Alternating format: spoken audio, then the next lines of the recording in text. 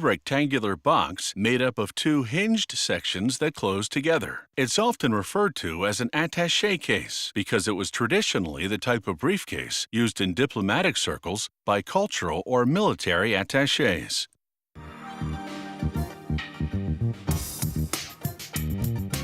These luxury attachés are entirely handcrafted, made from English bridle leather, a fine leather traditionally used for horse saddles. The cutter lays out patterns for the various parts, then trims around them. Leather, being an animal hide, naturally has scars and blemishes here and there, so he's careful to select blemish-free areas for use as the main surfaces.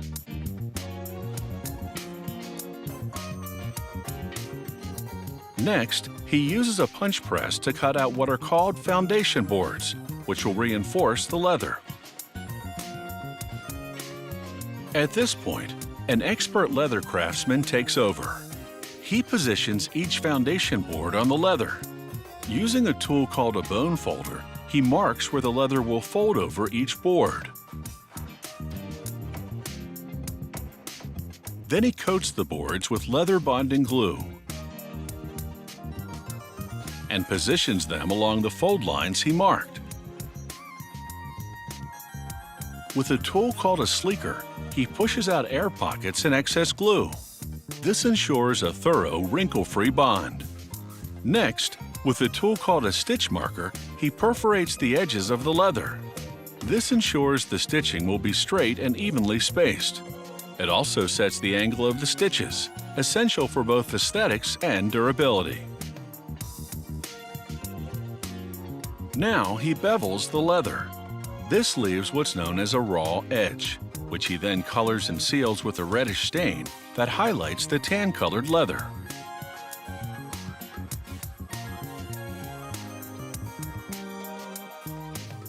The attaché case frame is made of steel. The craftsman uses contact adhesive to mate the frame to the foundation board and leather.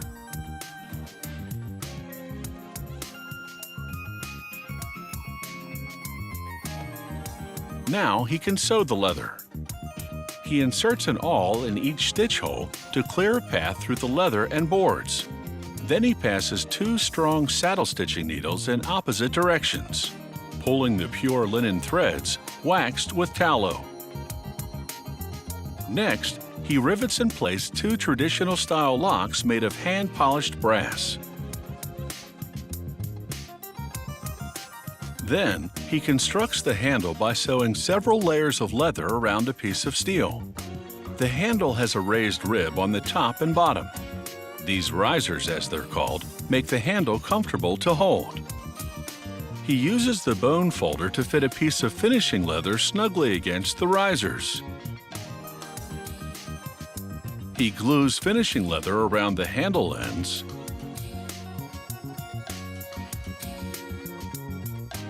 feeds each end through a brass ring, then folds over the ends to lock in the rings.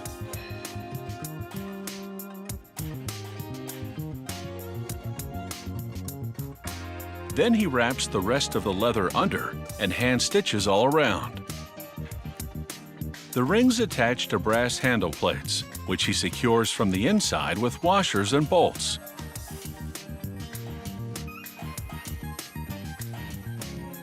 Next, he glues in the lid pocket assembly, an all-leather organizer that contains pen loops and pockets for files and business cards.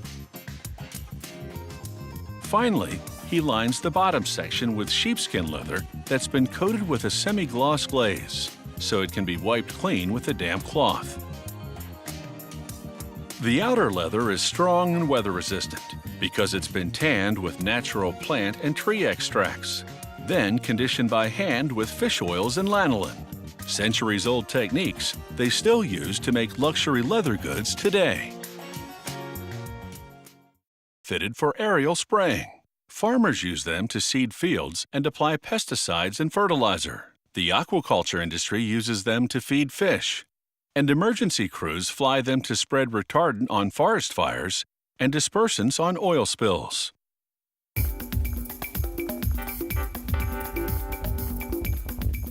Depending on its size, a crop duster can carry up to 2,700 liters of liquid or dry material. The plane is designed to be able to swoop down low to accurately cover the target spray area.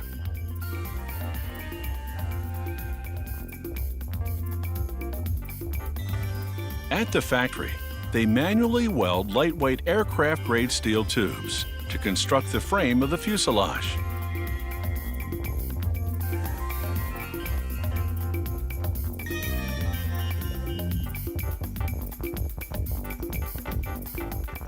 Next, they use spring-loaded fasteners to affix aluminum panels to the sides. An anti-rust coating turns the aluminum golden color. All the plane's aluminum parts require this coating because many of the chemicals crop dusters carry are corrosive.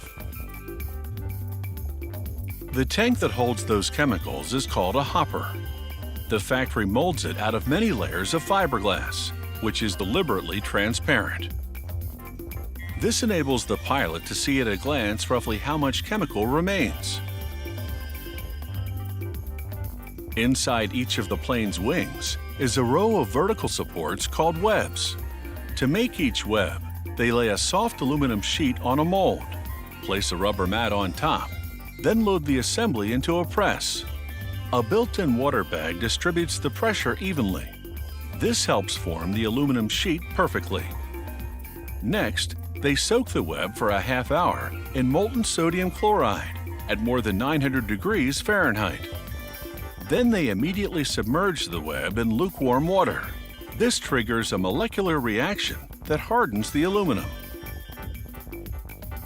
Each wing contains 32 webs.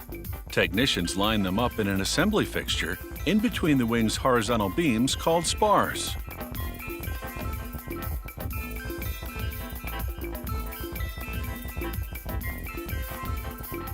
Once they've riveted the webs to the spars, they cover the structure with aluminum panels, using spring clamps for now. The panels have holes in them to allow regular inspections of the structure inside.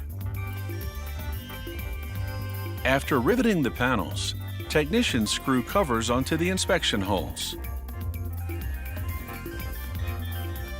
They also seal the seams between panels with liquid rubber so chemicals can't penetrate. Next, they install the engine and the propeller, which ranges from 750 to 1,400 horsepower. The prop has from 3 to 5 aluminum blades. Now, the equipment that releases the chemicals from the air. For spraying liquids, they hook up horizontal pipes lined with spray nozzles called booms. To apply dry chemicals or disperse seed, the flight crew detaches the booms and installs a large stainless steel funnel called a spreader under the plane's belly. At release time, the pilot opens a door at the bottom of the hopper, enabling the wind to draw out the contents through the spreader. To spray liquids, a wind-driven pump moves the hopper contents to the booms.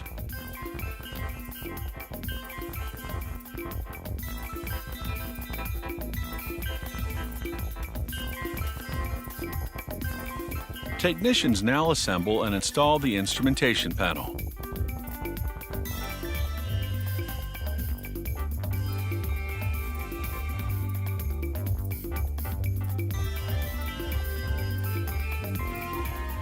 To fill the hopper with liquid chemicals, they connect a pump to a valve on the side of the crop duster.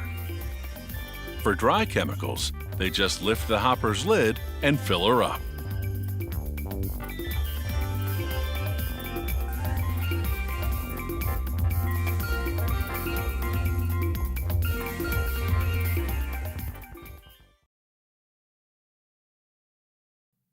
More than 3 centuries ago, American bootleggers made corn whiskey by moonlight to avoid being detected by the tax authorities. And so this whiskey became known as moonshine. Today, that whiskey has emerged from the shadows of history and is produced legally. but people still call it moonshine.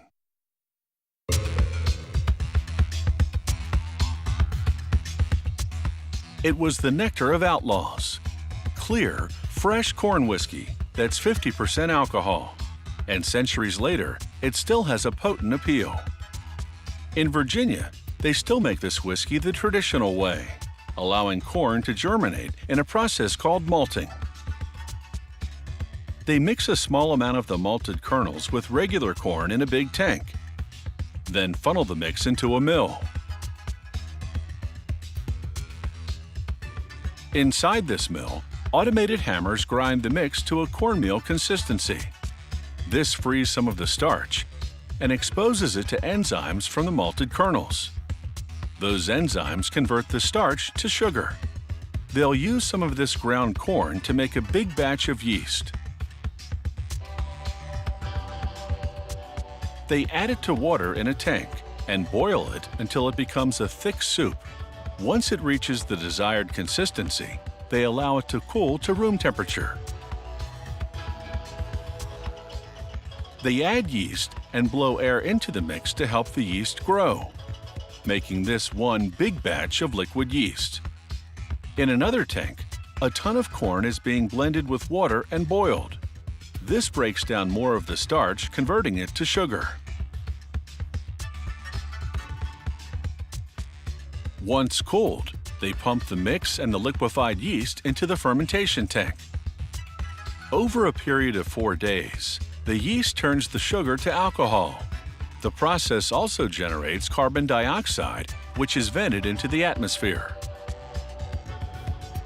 Every so often, the brewmaster scoops up some liquid and scrutinizes it. If it looks too thick, the conversion of sugar to alcohol is not yet complete. But when the viscosity is just right, they pump the batch into a big copper still. It's just like the type used to make moonshine in the backwoods centuries ago. They heat it to 82 degrees Celsius. At that temperature, alcohol will boil, but water will not. As the alcohol boils off the mix, it's recovered through a condenser. The recovered liquid is 80% alcohol. Talk about a stiff drink. So they add water to cut it down to about 50%. And then it's ready to bottle. To make a darker whiskey, they steep it with what looks like a big tea bag. It's actually wood chips wrapped in cheesecloth. The whiskey absorbs flavor and color from the wood over a period of about 2 months. When the whiskey takes on a golden hue, they transfer it into oak barrels. They allow the whiskey to age for 2 years in a hot room. The heat causes the whiskey to expand, causing it to absorb the flavor of the wood. But the pressure can also cause cracks in the barrels, so the brewmaster routinely checks for leaks. After the whiskey has aged, they adjust the alcohol content by adding a little water. The water is always softened and filtered to remove minerals that could affect the whiskey's taste. At the bottling station, machinery pumps the whiskey into the containers. There's no spillage, and not a drop goes to waste. Machinery then twists on the caps for an airtight seal that preserves the aroma and flavor of this old-fashioned corn whiskey.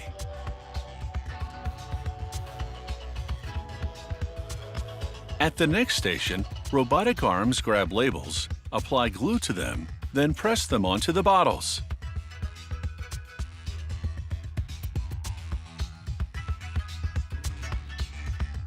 It has taken a combination of down-home methodology and modern technology to prepare this old-fashioned American whiskey for market. And whether it's aged or fresh, this historic whiskey is sure to set the taste buds ablaze.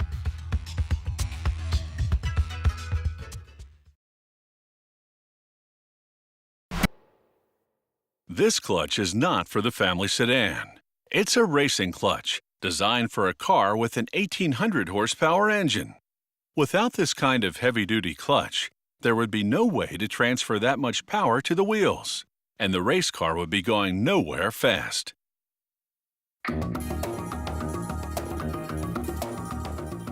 Race cars use a manual transmission to transfer power to the wheels, so a good clutch is behind every win. Production starts with the flywheel, which connects the clutch to the engine.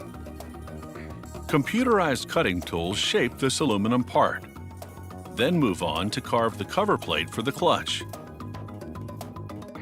They trim its perimeter to give it the correct profile and reduce its weight.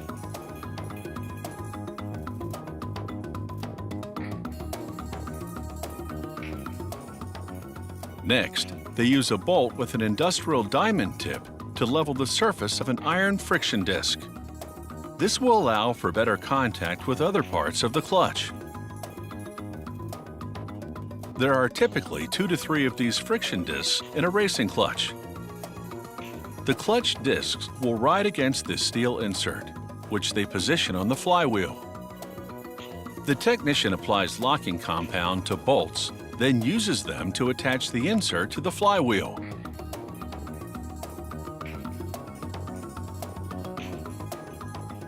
Here, the technician sets the bolts to a precise torque.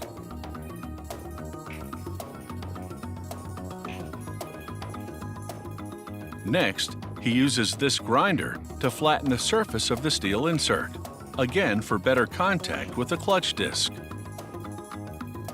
These bolts will anchor the clutch assembly to the flywheel. They're called stand bolts, and there are 6.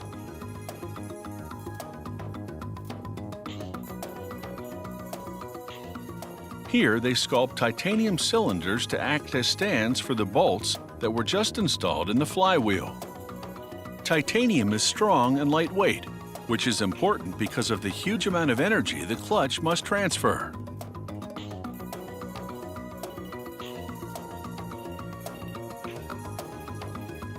The technician places a stand over each bolt, then arranges the clutch discs and a floater plate on the flywheel.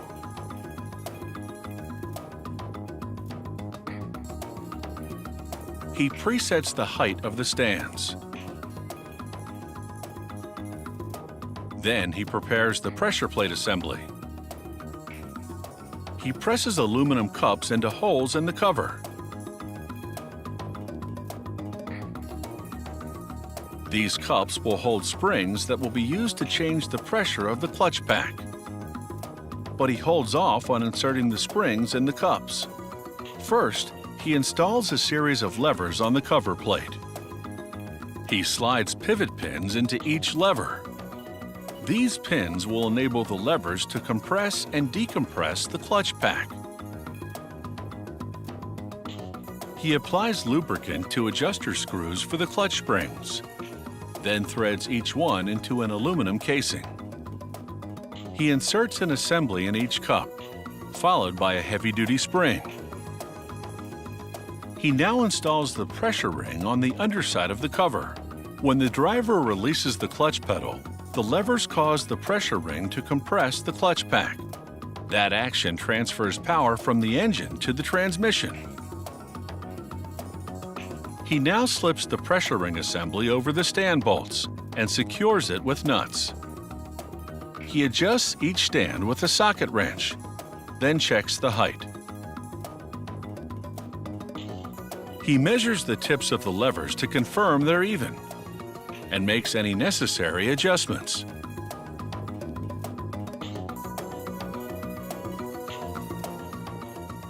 He pushes the levers to test this clutch, and the pressure ring responds as it should, creating the necessary pressure on the clutch pack. Finally, a certification sticker and some strapping to secure it for shipping. At the track, this clutch will be serviced between every run. And if it's operating at peak performance, a win